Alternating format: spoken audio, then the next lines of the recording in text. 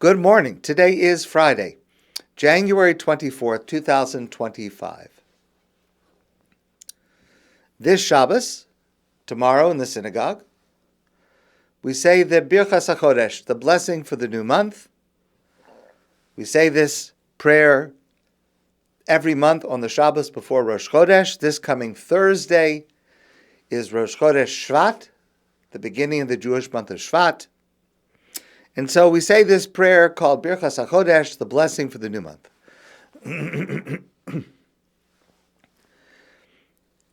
Actually, the paragraph that we say was written, it's mentioned in the Talmud, as the paragraph to say at the end of the Amidah. At the end of the Shemona Esrei, we say a paragraph. The paragraph that we say, Elokai, Netzor Lashoni Meira, etc. But there are several different candidates for that prayer. One of them is the prayer that we say for Rosh Chodesh. One of them is a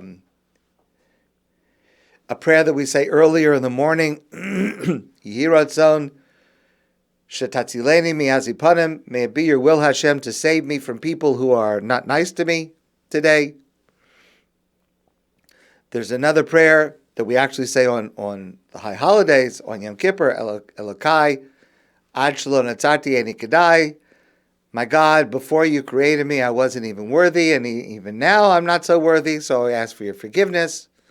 Okay, so there's several different prayers, and we actually say them at different times. They were written to be the end of the Amidah, but our custom is that we selected this one prayer for Birchat HaChodesh because it mentions a list of things that we're asking for. And so in the context of the blessing for the new month, we're asking Hashem in the new month, we should have a life of good health, a life of happiness, a life of sufficient income, a life where there's peace, a life where nobody embarrasses us, etc., etc., etc. A life of learning Torah, a month of doing mitzvos. So we're asking for all these things during the coming month. During the time that the Beit HaMikdash was standing in Jerusalem, and the great Sanhedrin, the Sanhedrin HaGadol, was meeting in Jerusalem adjacent to the Beit HaMikdash, the Jewish calendar was based on eyewitness testimony. That is, eyewitnesses would come to the court and they would say, last night we saw the moon in its new phase. You know, the moon appears to us to be larger and then to smaller, and then it appears to disappear, and then it's visible again. And when it's visible again, that's the beginning of the new cycle. So witnesses would come and say, last night I saw the moon in the new phase, and this is where it was in the sky, this is the way it was pointing. And the judges of the great Sanhedrin would cross-examine the witnesses, and then if they were found to be credible witnesses, then the head of the Sanhedrin would stand and would say the words, Mekudesh, Mekudesh, Mekudesh. The new month is sanctified, it's sanctified, it's sanctified, and that was the process. So you never knew in advance because it depended on when the witnesses came.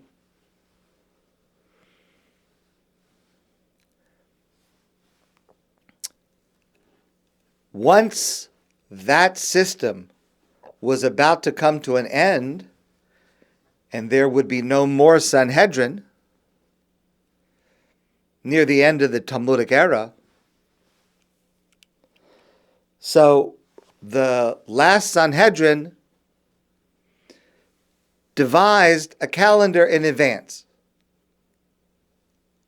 And that Sanhedrin, so to speak, ratified or sanctified the months in advance all the way until the coming of Mashiach. So we don't have an actual Kiddush HaChodesh, a sanctification of the new month by the Sanhedrin, because it was already done, and we're just following the calendar that they set up. So we know when Rosh Chodesh is going to be. We're not dependent on eyewitnesses. It's based on the calendar. But we retain the practice that on the Shabbos before Rosh Chodesh, when normally the most amount of people are in the synagogue, we stand up and we announce that this Thursday will be Rosh Chodesh. Similar to what the Sanhedrin did all those years ago, not exactly the same. They were actually creating the new month. We're simply assenting and publicizing that the new month begins. But it's a similar thing. We all stand up. The person who is leading the prayer holds a Sefer Torah. And we announce which day is Rosh Chodesh. As I said, this coming Thursday. And we also, before we do that, we announce the Molad. Now, the Molad, which means the birth, the Molad is the new cycle. And we announce when the new cycle begins. So that is the moment when the new moon becomes visible. And obviously, we're talking about under ideal circumstances. Now, the truth is that the length of a lunar cycle is different every month. And the length of the lunar cycle can vary up to 12 hours. So the only way to know when Rosh Chodesh is either in ancient times we had an eyewitness who would say, I saw it. Witnesses, we saw it, and they testify and they're accepted. Or our calendar is based on using an average. So the average length of the lunar cycle, according to the Talmud, and the scholars of the Talmud had very advanced knowledge of astronomy and the cycles of the moon. So the average length of the lunar cycle in the Talmud is 29 days, 12 hours, 44 minutes, and 3 1/3 seconds. Now, 3 1/3 seconds is the equivalent to what the Talmud calls one chelek. Chelek means a portion. So there were approximately 18 chalakim in a minute. Each chelek is approximately 3 1/3 seconds. 29 days, 12 hours, 44 minutes, and 3 1/3 seconds. It's quite interesting that if you ask scientists today what is the average length of the lunar cycle, they will tell you that it is 29 days, 12 hours, 44 minutes, and 2.9 seconds. So the difference between the Talmud's understanding and modern science's understanding is less than a second disparity. However, I just want to point out, modern science only has records of the last 150 years. So they're taking an average of only 150 years. It could very well be that if they had an average of a longer period of time of more cycles, the answer would be closer to what the Talmud says. In any event, it's very, very close. The Molad for the month of Shvat is Wednesday morning, 6:17 a.m. and 17 chalakim. So that means 17 minutes and 17 chalakim, so that's almost 18. So it's close to 6:18 a.m. minus a couple of seconds. And by the way, every single synagogue in the world that announces the Molad announces the same time. Wherever you go, it's going to be Wednesday morning, 6:17 and 17 chalakim, because we announce the time in Jerusalem time. Everywhere in the world, we announce what time it is in Jerusalem, because the moment that the new moon is visible is one moment in time. But different time zones, we'll call it different times, but we're always announcing the time in Jerusalem. And when we announce the time in Jerusalem, we're announcing it based on local standard time in Jerusalem. This is just one way that the entire Jewish world connects to Yerushalayim, connects to Jerusalem, by everyone announcing the Jerusalem time. And this is also a way that Jerusalem connects all Jews, because all Jews are hearing the same time. What's important to us is, what time does this happen in Jerusalem?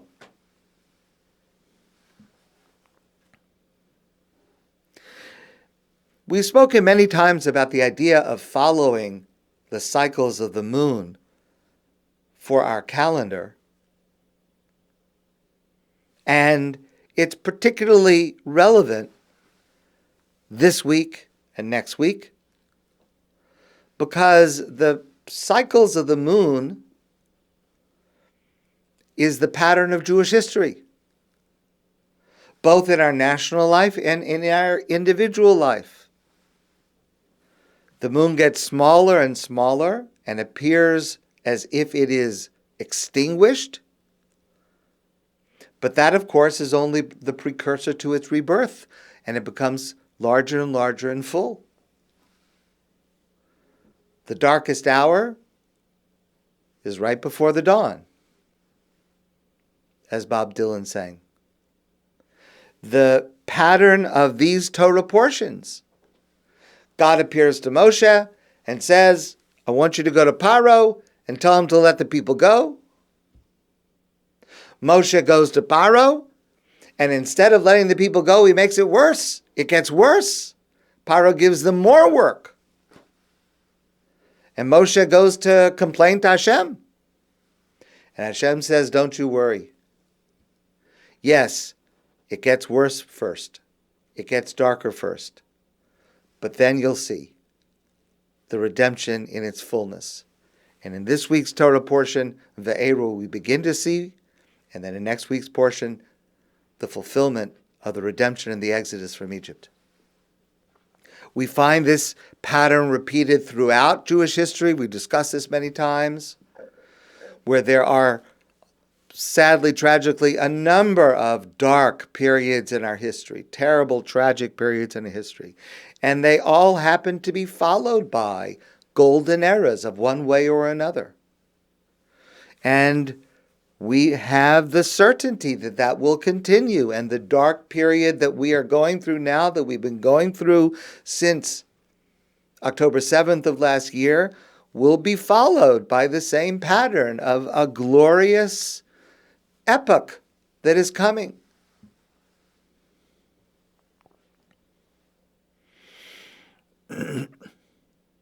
And so when we say the Birchat HaChodesh this week, we're asking Hashem for a new month on Shabbos, a month of health, a month of good things.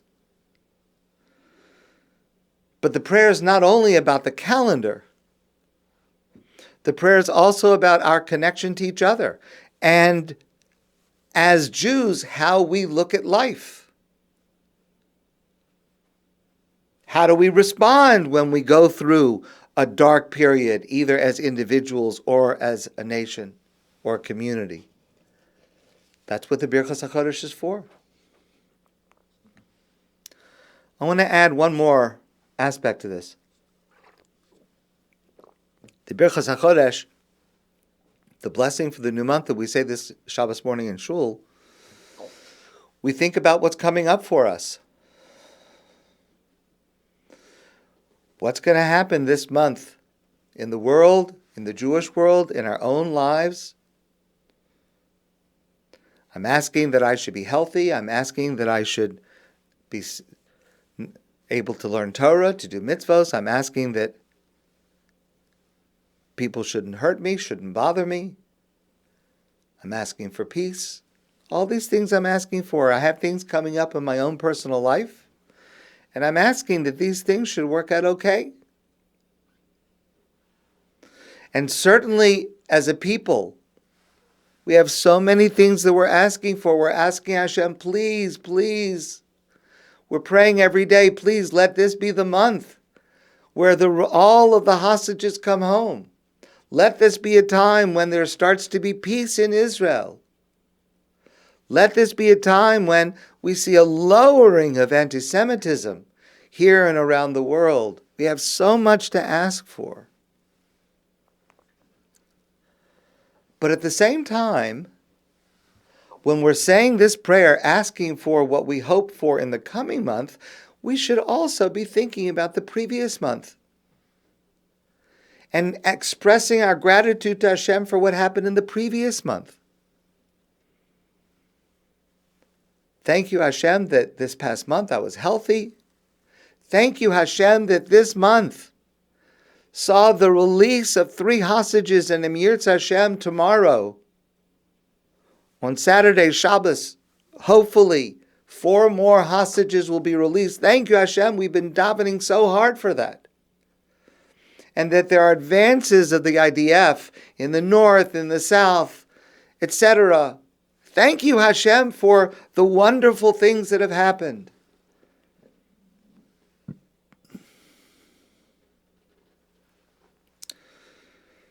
We have to be grateful. We have to show our appreciation to Hashem for what we davened for a month ago, and the good things did happen. And in that spirit, we ask for this month, okay? Thank you, Hashem, for what happened in the previous month, and now we have the next month coming up. And we ask for this, and we understand that the darkest periods are always followed by light, always followed by redemption.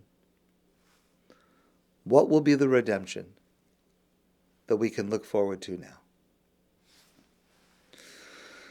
My friends, I wish you a great day, a beautiful Shabbos, and a meaningful opportunity to say the Birchat HaChodesh, the blessing for the new month, with both gratitude and hope and prayer. And may all our prayers come true. And I look forward to seeing you soon in person.